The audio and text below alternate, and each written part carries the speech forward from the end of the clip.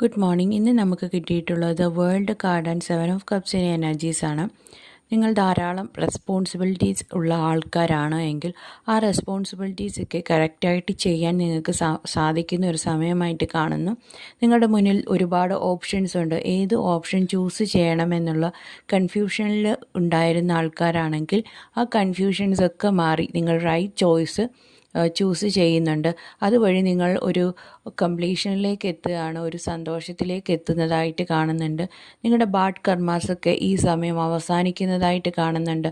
നിങ്ങളുടെ ഇല്യൂഷൻസും ടെൻഷൻസും ഒക്കെ മാറി നിങ്ങളൊരു സന്തോഷത്തിൻ്റെ കാലത്തിലേക്ക് കടക്കുന്നതായിട്ടാണ് സൂചിപ്പിക്കുന്നത്. മറ്റു ചിലർക്ക് ഇതൊരു വിദേശ യാത്രയുടെ കാർഡ് കൂടിയാണ്. നിങ്ങൾ വളരെ കാലമായിട്ട് വിദേശത്തേക്ക് പോകാൻ ആഗ്രഹിക്കുന്നുണ്ടെങ്കിൽ ഈ സമയം നിങ്ങളുടെ കൺഫ്യൂഷൻസും ടെൻഷൻസും ഒക്കെ മാറ്റിവെച്ചിട്ട് നിങ്ങൾക്ക് അത് സാധ്യമാകുന്നുണ്ട്. ഇതിനൊക്കെ നിങ്ങളുടെ കൂടെ ഒരു ഡിവൈൻ അല്ലെങ്കിൽ ഏഞ്ചൽ പ്രൊട്ടക്ഷനും ഏഞ്ചൽ ഗൈഡൻസും നിങ്ങൾക്ക് ഈ സമയം ഉള്ളതായിട്ട് കാണുന്നുണ്ട്. Thank you. God bless you.